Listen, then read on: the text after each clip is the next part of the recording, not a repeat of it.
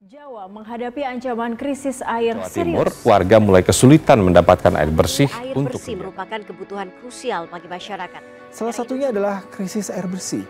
Warga hanya mengandalkan bantuan dari pasokan air bersih. Jumlah daerah yang mengalami krisis air bersih bertambah. Tak dapat kita pungkiri, air mengambil peran penting dalam kehidupan. Kita minum, memasak, mandi, mencuci, semua butuh air.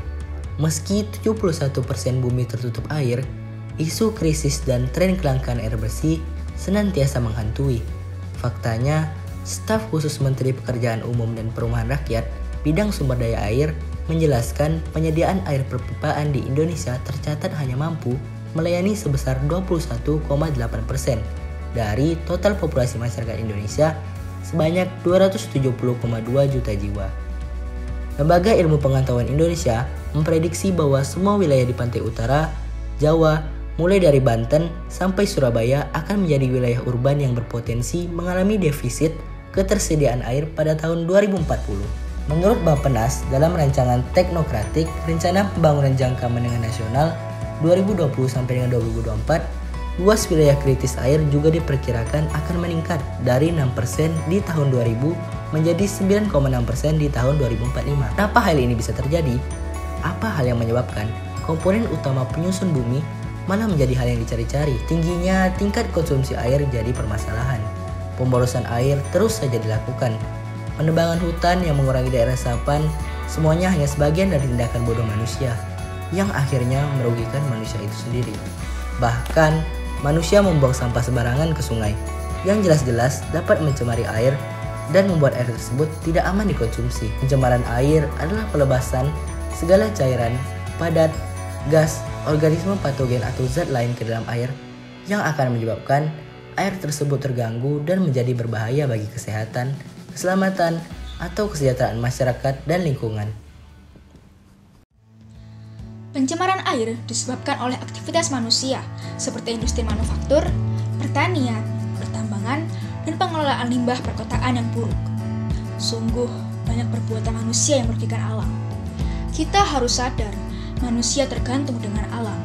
Ketika kita merusak alam, kita akan rugi, karena tidak lagi dapat menggunakan sumber daya yang disediakan oleh alam. Ketika kita menjaga alam dengan baik, maka alam akan memberikan sumber daya yang berlimpah untuk kita. Untuk menjaga kuantitas dan kualitas air, kita harus menerapkan konsep pembangunan berkelanjutan dengan menggunakan air secara bijak.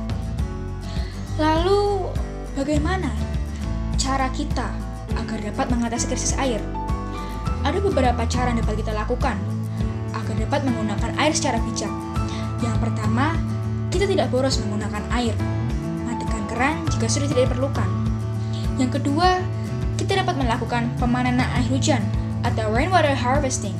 Kita bisa menampung air hujan dan menggunakannya untuk kebutuhan lain seperti menyiram bunga dan lain-lain. Yang ketiga, kita juga bisa menanam pohon untuk menambah daerah resapan air. Yang keempat, kita tidak membuang sampah ke sungai. Buanglah sampah pada tempatnya. Air sumber kehidupan. Semua makhluk butuh air untuk berbagai keperluan. Tapi manusia masih banyak yang menyia-nyiakan. Tuhan memberi air berlimpah, tapi manusia terlalu serakah, menggunakan air tanpa pikir panjang, sampai-sampai stok air bersih menghilang. Telah susah dicari, kalian yang was-was, padahal manusianya yang kurang awas. Sekarang ini kita harus berpikir ke depan. Pembangunan berkelanjutan, katanya, tujuannya sejahtera bersama, bahagia bersama. Maka, ayo gunakan air dengan bijaksana. Gunakan air seperlunya, jaga kualitas air di sekitar kita. Mari sama-sama bergerak, gunakan air dengan bijak.